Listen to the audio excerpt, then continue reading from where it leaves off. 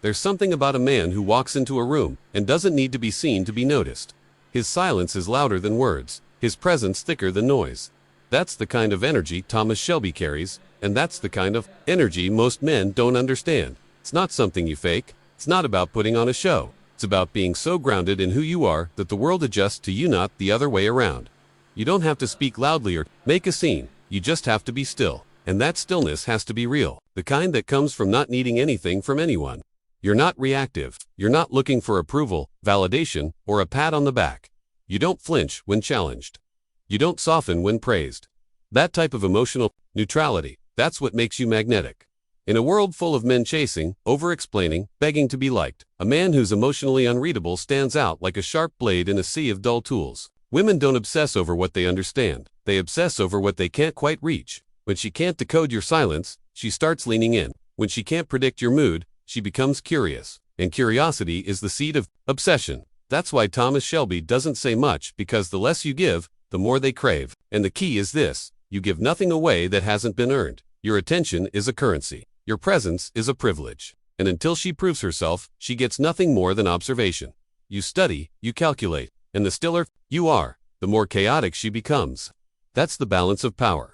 And it always tilts toward the man who stays composed. Most men think the way to a woman's heart is through more compliments, more attention, more emotional availability. But what they don't realize is that women aren't drawn to what's easily available. They're drawn to what feels earned. That's the core of the Thomas Shelby Rule. Give less, but make what you give feel like gold. Every word, every glance, every slight shift in energy, let it feel intentional, measured, and heavy with meaning. When you speak, it should feel like it cost you something. When you look her way, it should feel like a moment that doesn't happen often. That's how you build value, and value breeds desire. You don't smile just to make her feel comfortable. You don't flatter her to gain approval. You let silence speak. You let the room feel your restraint, because restraint creates tension, and tension is what makes her heart race. She's not obsessed with what you say. She's obsessed with what you hold back.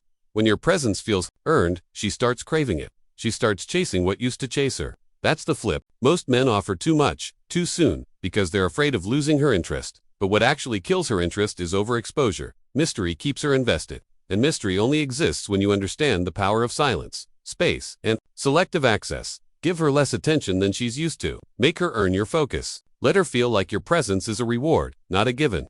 That's not manipulation, that's value.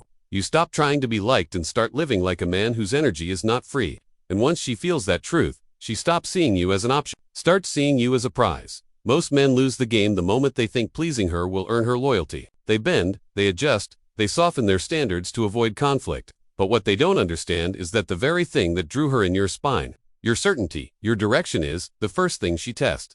Women test men not out of cruelty, but instinct. They're wired to poke, to press, to see if your strength is real or performative. And when you fold, when you give in just to make her stay, the obsession dies, because now you've become predictable, safe, bendable. The man she wanted was immovable, focused, relentless in his standards. That's what she respected. That's what made her feel drawn in. But the moment she sees that you'll trade your values for temporary peace, she starts pulling away. Thomas Shelby doesn't bend. He leads, he sets the tone, and dares others to follow. He doesn't apologize for his vision. He doesn't adjust his direction to appease emotions. He stands firm. That's what makes a man dangerous in the best way, when he knows what he wants and refuses to compromise it, even if it means losing her. Women are not obsessed with men who cater. They're obsessed with men who command. The moment you stop trying to be agreeable and start being unshakable, everything shifts. She tests you, yes. But if you hold your frame, if you stay rooted in who you are, she won't leave. She'll respect you. She'll chase you. Because a man who won't bend for her is the man she wants to earn. That's how you flip the dynamic from trying to be chosen to being the one she tries to impress. The man who doesn't need her becomes the one she needs the most. That's the paradox that most men never grasp.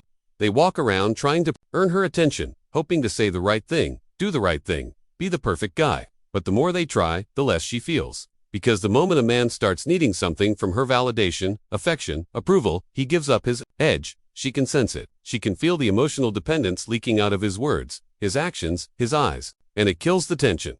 But the man who doesn't need her, he operates on a different frequency. He's not cold for no reason, he's just complete, whole. He's not waiting to be filled by her affection. He brings his own gravity, and that gravity pulls her in.